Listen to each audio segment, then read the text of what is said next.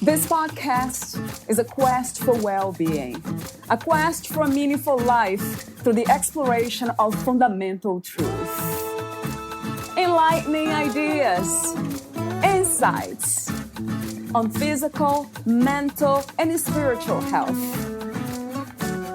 The inspiration is love. The aspiration is to awaken new ways of thinking that can lead us to a new way of being well. Welcome to Body, Mind, and Soul Healing Conversations.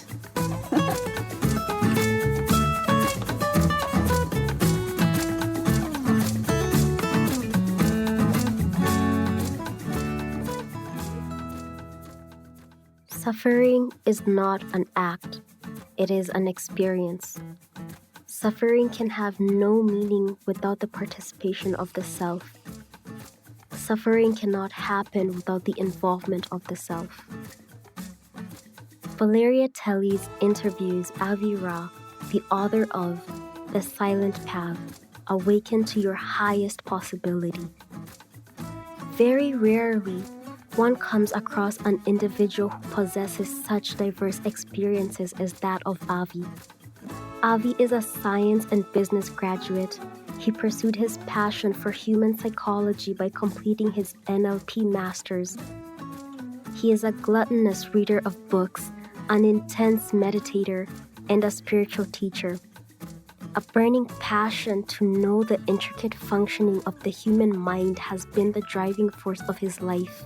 He quit his well-paying financial analyst job at Thomson Reuters to pursue his passion for self-enquiry. The amazing depth of his understanding of life comes from his experiential inner journey. Avi is the founder of Meditation Farm, which is transforming lives by offering meaningful and impactful programs for self-transformation. He has delivered talks to individuals and corporate organizations on diverse subjects ranging from stress relief, happiness, leadership, communication, self-realization, meditation, and more. Avi moved to America in 2017. Since arriving here, he founded Meditation Farm to help America de-stress, relax, and go beyond the abysmal mental health situation it currently is in. He is on a mission to help people discover a stress-free and creative lifestyle filled with energy, enthusiasm, contentment, and joy through the path of meditation. More than all that Avi has accomplished, he is a wonderful human being at heart. He has now dedicated his entire life for helping people find their inner strength. Avi currently lives in Crab Orchard, Tennessee, where he is building the first meditation center. He regularly travels around the country delivering lectures and talks. His talks are currently being transcribed into several books.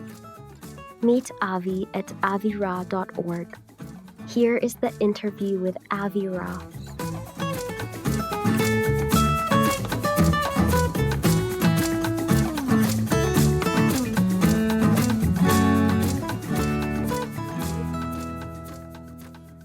In your own words, who is Avi Raa?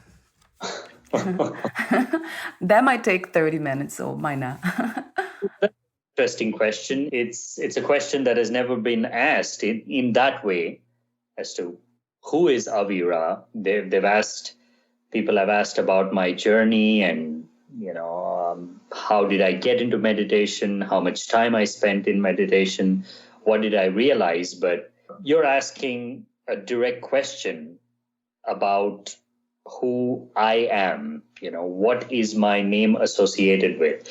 The way I look at it, we are images, reflections of that essence that is beyond our grasp, at least beyond the grasp of our senses.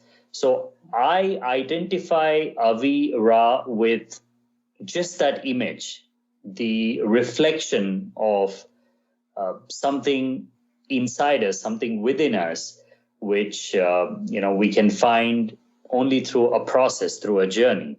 But apart from that, in the most simplistic sense, I am a meditation teacher. I love sharing the knowledge and wisdom that I have gained through the process of looking within. As far as my individuality is concerned, how strongly I identify with it, in the spiritual sense, I am just, as you rightly called, just a messenger. I have found something unimaginable, something valuable. I feel that is worth sharing, for the benefit of people. And I identify myself fully with that task of being an instrument to present or be a voice to that silent self within us. So what are the ways? Doesn't speak with words, right, Avi? Does he use different ways of communication, symbolism? Would you say that even us, the image of what we think we are, this is already a way, an expression of that silent self? Right. Because the sound, language at the end of the day is just sounds. It's sounds that don't really mean anything existentially. If existence were to actually listening to us, it would not be able to make sense of what we are trying to say. In fact, better, because we would be sending confusing messages to existence. It's better that existence understands only silence and silence alone. In that sense, it can do what it is supposed to do. It can do what it's meant to do without worrying about the noise that we as human beings create. Now, language is noise primarily because it is trying to grasp something which is beyond its reach. The human mind is limited and conditioned to understand only a few things. That includes our senses. We can only perceive so much. Truth is always on the outskirts of our perception. Right. It is always right there, but slightly beyond the reach of our words. So the way the self communicates, it's always through a silent intensity. Now, silence, we tend to think as absence of noise. Right. But that is not the case. Silence has its own intensity, its own gradation. Silence can be a little silent and more silent. Even silence can be noisy. Silence itself is a quality by in itself. So we normally tend to look at silence as a negative space created by the absence of sound. That is our way of looking at silence. But existential silence is totally different. Existential silence is filled with something. It is not the absence of something. Rather, it is filled with silence itself. Now, in fact, the word silence can be misleading because we identify silence with absence of sounds. Right. With existence, it's almost like a presence that doesn't need any announcement, a presence that doesn't need any other medium to communicate with the creatures of existence other than through the self, other than through the intentions of the self, the desire of the self. It's as simple as, you're at the crossroads, you see two paths, and you have to choose between one or the other. Now, you don't have to articulate this. Intuitively, even when you don't articulate, you can pick a path. You will pick a path. True. Now, how is that happening? Without words, without ideas, what is prompting you to go in one direction as opposed to the other? Now, that is the self. The self knows what is right. It knows what we need. The only challenge is learning how to listen to the self amidst of all the noise and chaos and confusion of the mind. When we try to listen to the self, our mind interferes immediately. because our mind is there to protect not us, but our self-image. So the mind really doesn't care whether we are enlightened or not, whether we are walking the right path or not. Mind is interested in just protecting that self-image that we have conditioned it to protect. And the conversations of the mind are always surrounding that self-image. So the direction our mind gives us, the suggestions our mind gives us, the questions it wants us to ask, the answers it provides, everything is limited to that conditioning. That is why silence is such a profound and transformative experience, because once you begin to listen to silence, you realize that you can transcend your mind and connect with something eternal that is within you. You can connect with an oceanic consciousness, which has no limits, which has no bounds.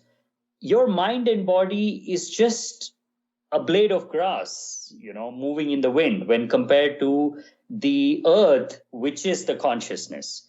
So the ephemeral nature of the mind and the body and the self-protective nature of the mind and body becomes very clear when we begin to observe it from the backdrop of silence. So silence to me is not just absence of sound, but completeness that is complete by itself. That is wonderful. I never heard it that way. And I love the title of your book, The Silent Path, Awaken to Your Highest Possibility. So just the word, by listening to the word silence, silent, or looking at it, it kind of evokes some sort of energetic thought or insight. Silence and intuition, they are connected, right, Avi? Absolutely, absolutely. Intuition, in a way, is the language of silence. Right. It is an expression without using words, without using thoughts, but it's very real. Yeah. In fact, it's more real than the words that we use. Intuition is more real. It guides us in more ways than we can using words. True. And I love the way you said that. You said listening to silence. When we learn to listen, that is such a powerful way of understanding life. Listening to silence. Silence, amazing. What do you think, or from your insights, what is the opposite to life? See, life is the only thing that doesn't have its opposite. It is impossible for life to have an opposite. Now, we tend to think death is the opposite of life, right. But no, death is the opposite of a life form. A life form can experience death. The form has an end. The body has an end to it. So we tend to confuse the end of the body to the end of life. That's true. But in reality, life is the only thing which cannot have an opposite. Now, this goes back to the ancient Dvaita philosophy, the ancient Hindu philosophy, which says the entire human construct, everything we see, everything we perceive, happens through duality. We cannot perceive something without perceiving its opposite. For example, light. Now, we cannot perceive light without perceiving darkness. In a way, we know light only because we know darkness. True. Nobody has ever seen light. As obvious and as surprising as this may sound, we never actually see light. Yeah. We only see the absence of light and presence of light. Which is again a part of the same duality. It is the same with good and bad, right and wrong, up and down, left and right. They are all supporting each other. One way to know if the phenomenon of life that is happening around us, if it is real or if it is just imagined, if it is illusionary, is to find something that never changes. If you actually think about it, if something is changing, then it is not real. It cannot be real because it has no basis in the present moment. It is not rooted in the present moment. For example, the wave of the ocean. Now, as much as it appears to be real to us, a wave is just only a phenomenon. The ocean is a reality, but wave by itself cannot exist without the ocean. It has no independent reality of its own. It's the same with the life forms. It's the same with our perception. It's the same with everything that we are perceiving. Nothing exists independently by themselves. They have to be supported by their opposites, for them to be possible for us to perceive. Life itself is different. Life is complete. It has no opposites to it. And in fact, people have asked me, what is the source of life? Where does it come from? Yeah. Now, again, that question comes from the same thought process where we tend to think the life that we are experiencing should have come from somewhere. So in a way, what we are saying is there is a limitless source somewhere from where I am getting this part of my life. That is where my question comes from. I want to know what is the limitless source of life. For example, if we were to ask the source of anything, where did it come from? Indirectly, we are asking, where is this thing available abundantly in unlimited form? Right? Now, life is unlimited right here and right now, because the center of life is everywhere and at all times. We are never out of the center of life. We can never step away from the center of life. We can try as much as we want, but it's impossible to step away from life. So in a sense, the source of life is life itself. And anything that has a source as itself cannot have its opposites. It cannot have an opposite. Wow.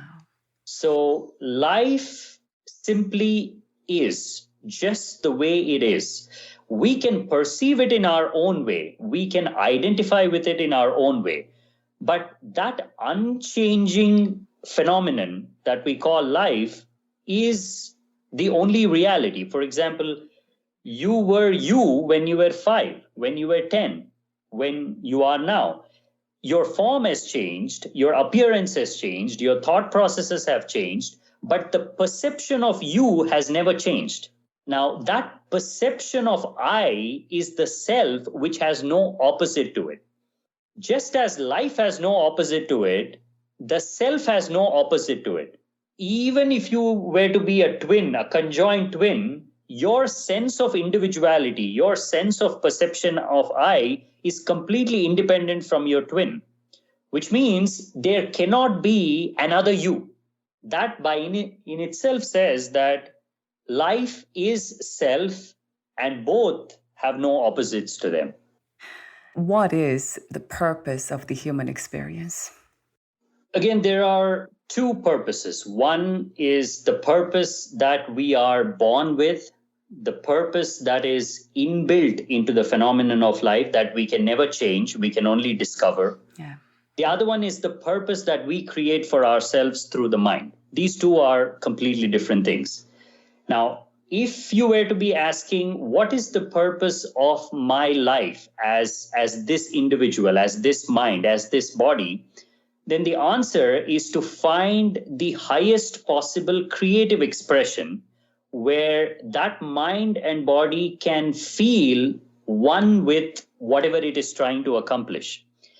Now, when I use the word creative expression, I mean to say all that you can do that can eventually nourish your spirit, that can make you feel like I am in my element, I am in my zone. So in the simplistic sense, the purpose of life is simply what we have conditioned. For example, the purpose of a dancer might be to dance. The purpose of a singer might be to sing, a painter to paint. Now, if they can find completion in that particular task, now that becomes their purpose. But we should never confuse this purpose with the real purpose of the self or the real purpose of the life. Real purpose of life is always to transcend the ephemeral phenomenon of mind and body. The ultimate purpose of human life is to find the source of life, find the unchanging, stable ground of life. Every moment, our lives are changing. Every moment, our mind is changing, our body is changing, our environment is changing. No two moments are ever the same. Right. And yet, there is something within us. If we pay a little close attention to it, we can realize that there is something within us that is not changing. Now, the purpose of human existence is to find that single moment of perception where you are perceiving nothing but life itself.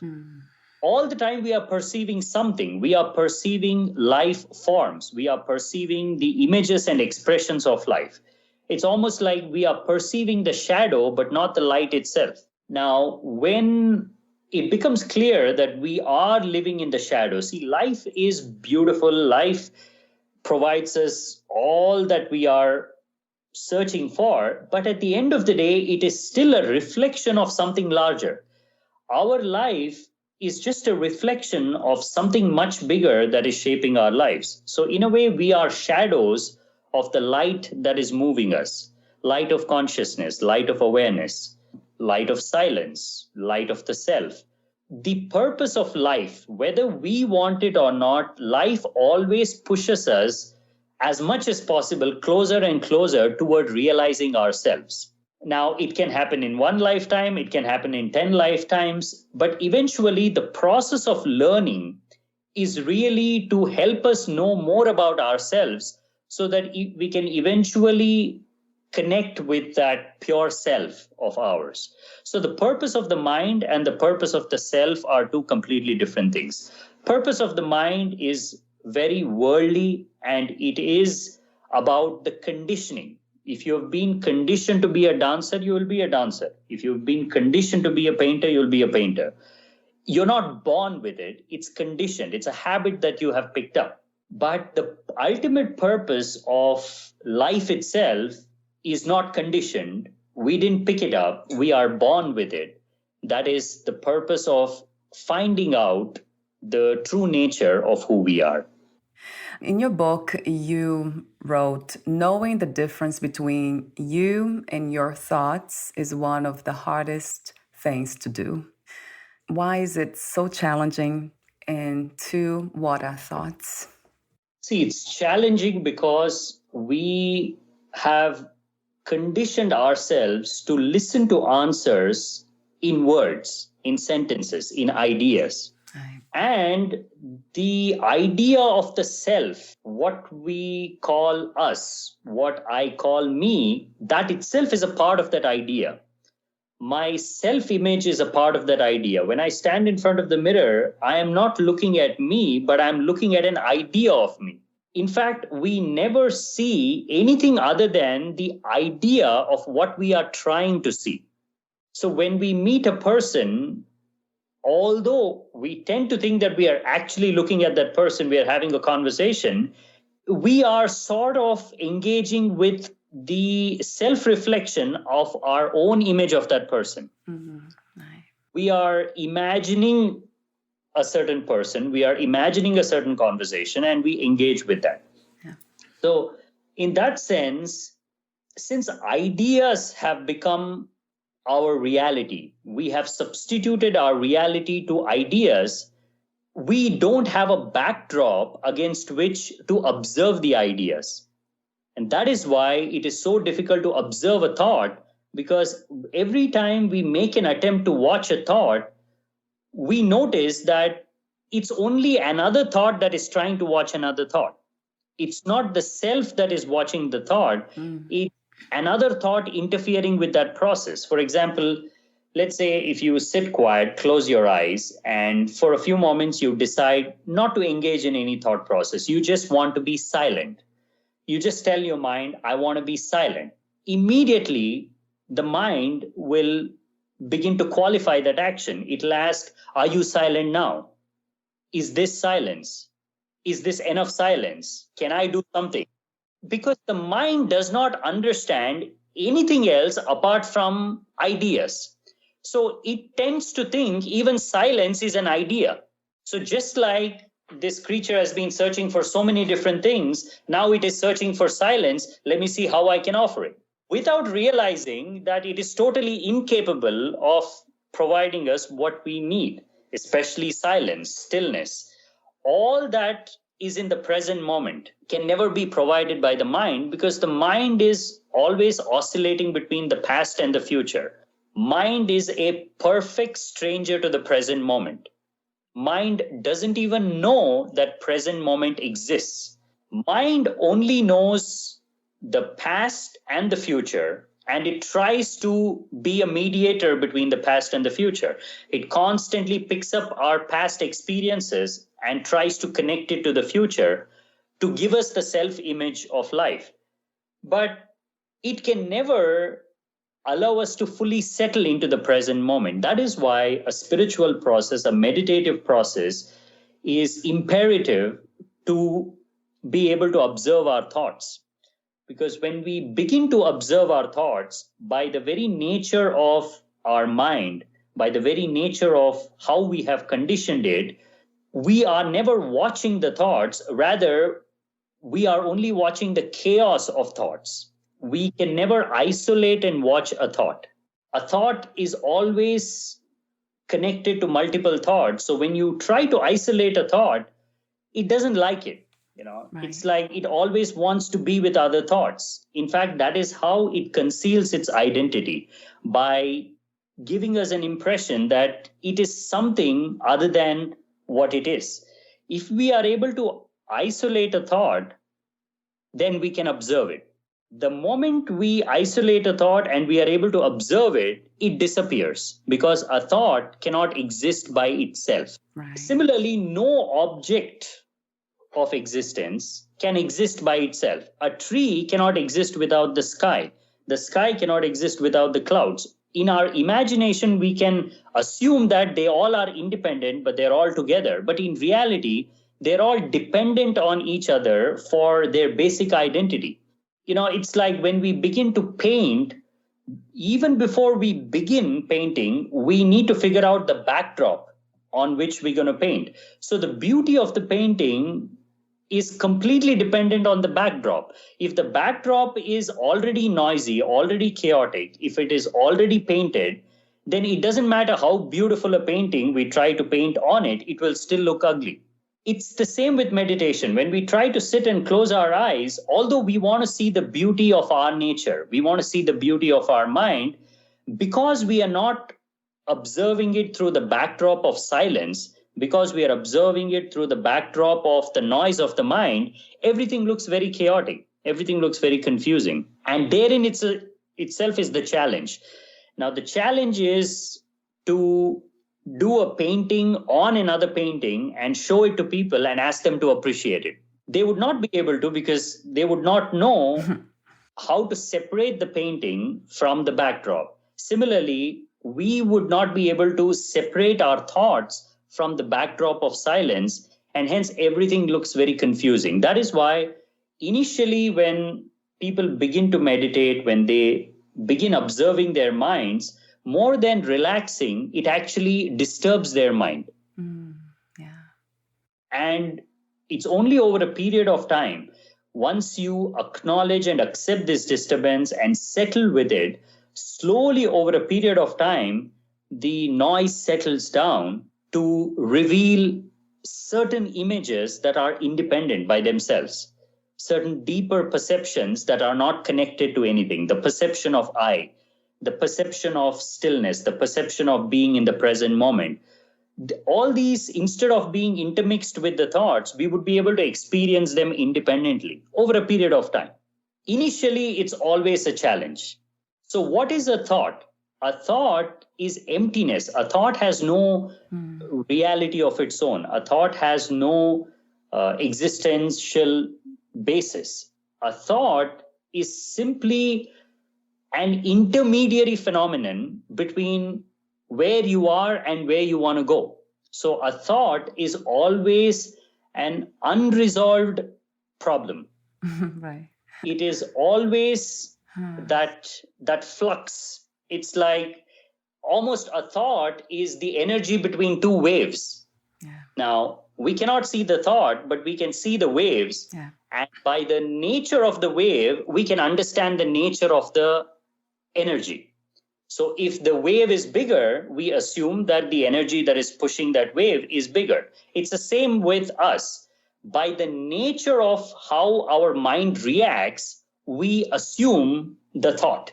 Yeah. But when we actually try and observe a thought, when we go deeper into it and isolate a thought, we'll realize that it was never there. There's a beautiful story, right? It's like you see a rope in the darkness and you look at it and you mistake it for a snake and you get scared. And then when you turn on the light, you realize that it was just a rope lying there. It was not a snake. But if you actually think about it, a rope, which is not a snake, actually induced fear just like a snake would, just as a snake would. True. So which means something that is not real can create real experiences. It need not be always real for it to feel real. Something completely imaginary, completely illusionary, a pure construct of our mind, which has no basis in reality, can hold our lives, can guide it, can direct it, at the same time can completely keep us in bondage. A thought, in a way, is the tether that holds us to life, that imaginary tether. Beyond the imaginary tether is the reality. Now, to be able to see that, we have to transcend the chaos, the noise of the mind. We have to transcend the ultimate thought, the I thought. A lot of times, people who have spent, let's say, 6 months or a year in meditation, they ask, okay, now I can connect with silence. I can sit quiet and I have no thought in my mind. I am absolutely blank. I ask them, all right, but who is sitting? Who is sitting in meditation? Well, there, that is your thought. The very idea that you are sitting is a thought. The very idea that you are meditating is a thought. Right. Because we are completely surrounded by thoughts, and thoughts are there all the time, they are that much more harder to observe. I mean, I give this example. It's like the fish in the ocean. A fish can observe everything except water. Fish in the ocean has no perception of water. We have a perception of water because we come from land. But a fish has no necessity to recognize water. So it doesn't even know that it's in water. Not because of absence of water, but because of sheer abundance of it. Now, we find it hard to observe thoughts, not because of lack of thoughts, but because of sheer abundance of it. Because they are everywhere and all the time. There's no way for us to isolate a thought and say, this is a thought. In your book, you say, always remember that the mind is the seat of fear and the heart is the seat of certainty and peace. What is happiness to you? See, happiness is a momentary rest from pain. Happiness is momentary escape from reality. Happiness, yes, happiness is positive. It appears like we are searching for happiness all the time. Yeah. But for me, happiness cannot be the highest goal or purpose of life. Right. It's like, all right, I'm happy all the time. What next? Yeah. Happiness is a quest. We quest for happiness because we cannot be happy all the time. If we can be happy all the time, we would not even like it. Yeah. Because life is so more than just being happy. Sadness has its own beauty. Pain has its own beauty. True. Similarly, happiness has its own beauty. Now, happiness is just a momentary mental titillation. It's just a momentary, it's almost like the tickling of the mind. Yeah. It's good in moments. It's good when it happens without your knowledge. It's good when it happens accidentally. But if it is there all the time, it becomes annoying. Yeah. Because it hides life. When we are happy, we actually cannot see things clearly. We are in a clouded state. Right. Life requires a certain clarity, a state of emptiness. That is why meditation and the silence that meditation can create has always been valued a lot more than happiness. Right. Yeah. That is why meditation teachers, if they are really wanting the individual to ultimately experience the ultimate, they are never taught how to be happy, because the teachers realize that whether you want it or not, you will find happiness that you will lose eventually. In fact, life is a zero-sum game of happiness. The amount of happiness, the amount of sadness that you experience is exactly the same. And each and every individual experiences it exactly the same. This might sound completely contradictory to what we generally accept. What I'm saying is, we cannot be any more happier than another person. Right. We can choose to acknowledge happiness. We can choose to acknowledge sadness. We can choose to dwell on it longer. But the amount of happiness, the amount of sadness is almost, it's always a given. There's nothing you can change there. I mean, I'll give a reason as to why. Yeah. Because we have not consciously chosen our experiences. Life is a happening. We acknowledge this happening. When happiness happens to us, we acknowledge it. When sadness happens, we acknowledge it. But we have no power to actually create them. There is no direct way of creating happiness. If it was possible, then all our problems would end immediately. True. Why worry about all the other things? Just find out how to be happy and just be happy. True. It's not possible because happiness is not meant to be in our control. It is just meant to happen. In fact, the more unconscious we are, the more unaware we are of the phenomenon of life, we have a greater tendency of experiencing intense moments of happiness. For example, a child. Now, an adult can never experience the kind of happiness a child experiences because of how much we know. For example, a simple toy can completely brighten a child's moment. But for an adult, the same toy might do nothing. Why? Because we know so much more. We have become so much more aware of life. So in a way, happiness and unawareness go hand in hand. The more unaware you are of life, the more chances you will be extraordinarily happy in moments. Similarly, you'll be extraordinarily sad in moments, but both will be beyond your control. And to me, happiness is something we should never search for. I mean, it sounds ridiculous, but Yeah. rather we should be searching for life, searching for the completeness of life. And we should be searching for our presence in everything. Let's say when we are sad, we can either ask for happiness or we can bring our presence to that sadness to understand it. Now, when we bring our presence to sadness, surprisingly, sadness disappears because the self and sadness cannot exist together. Similarly, self and happiness cannot exist together. When you are fully rooted in the present moment, you are above and beyond all the ephemeral emotions, including happiness and sadness. You are in touch with what I call bliss. Now, bliss is something totally different. A person who's in deep meditation or an enlightened mystic or somebody who's found something tremendous within them, if you look at their face, they're not happy. They're blissful.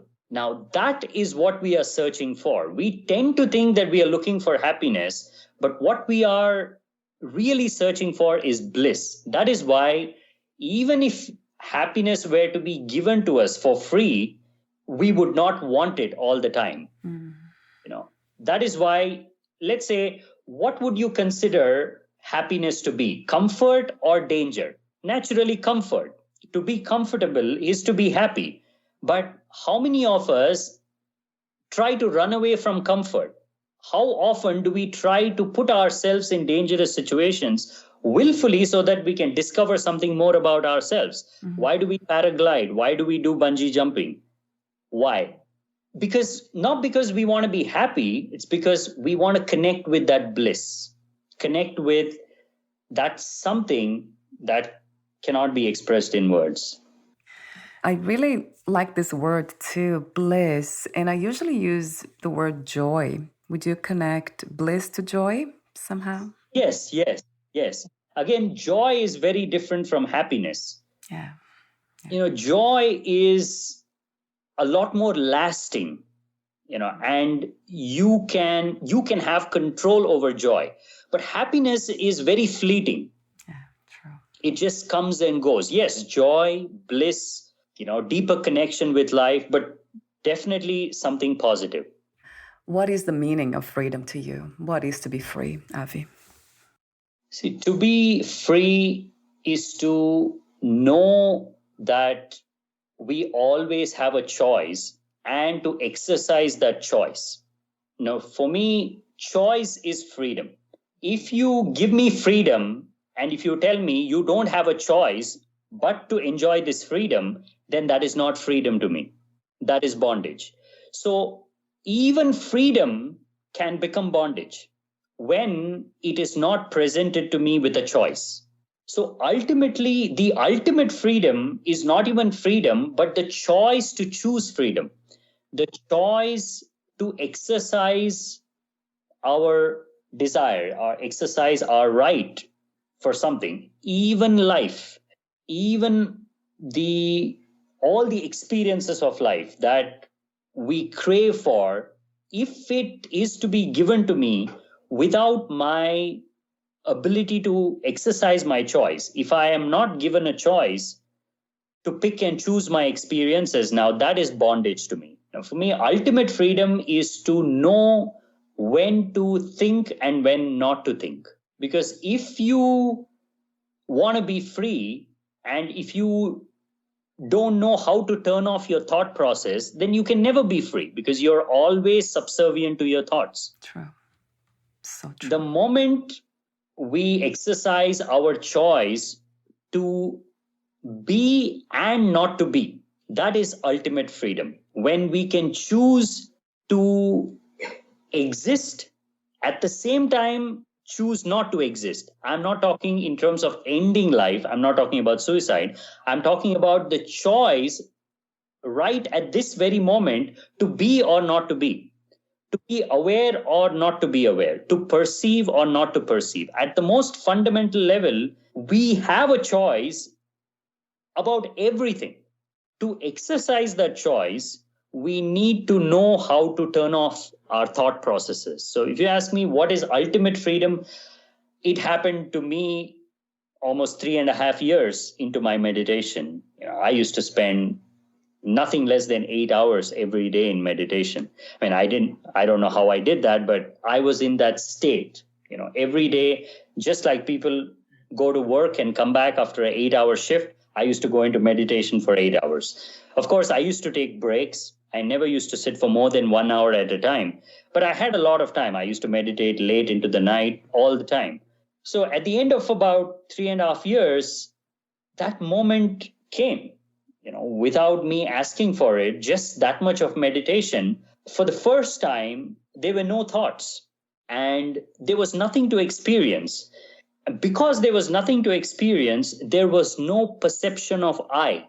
There was no me. There is no me who's sitting there in meditation. There is no me who's searching for enlightenment. There is no me who's trying to understand life. In that single moment when I was thoughtless, life became clear. This is what life is.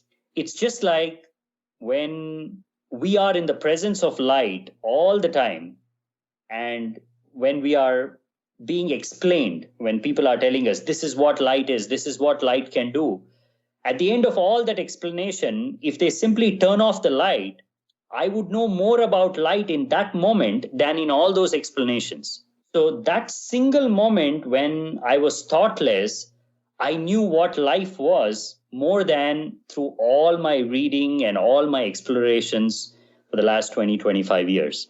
So that moment to me is the ultimate freedom, when I figured out that I do have a choice whether to think or not to think. That to me is ultimate freedom. So you wrote the book, The Silent Path, Awaken to Your Highest Possibility, and you're also the founder of Meditation Farm. Talk to me for a moment about the Meditation Farm, Avi. Yeah.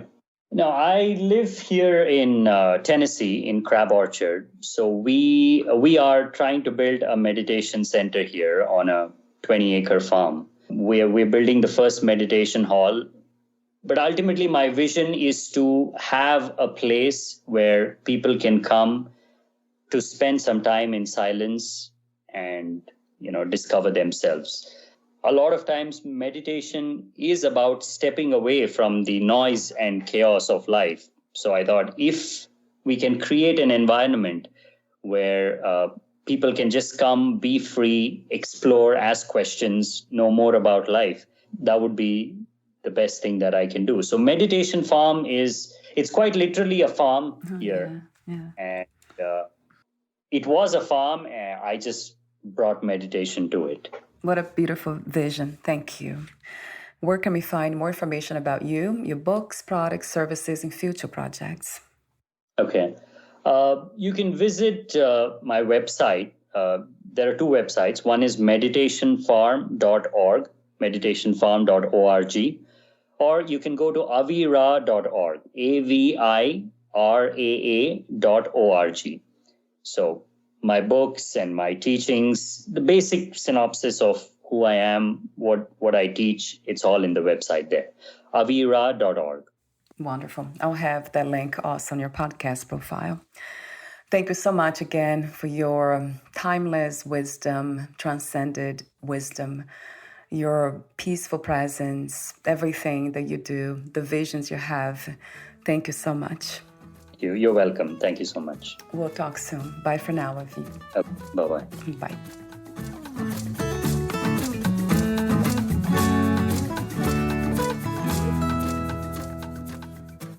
Thank you for listening.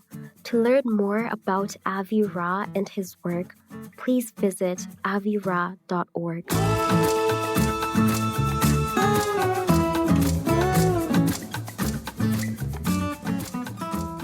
To learn more about this podcast, please visit fitforjoy.org/podcast. Thank you again for listening, and bye for now.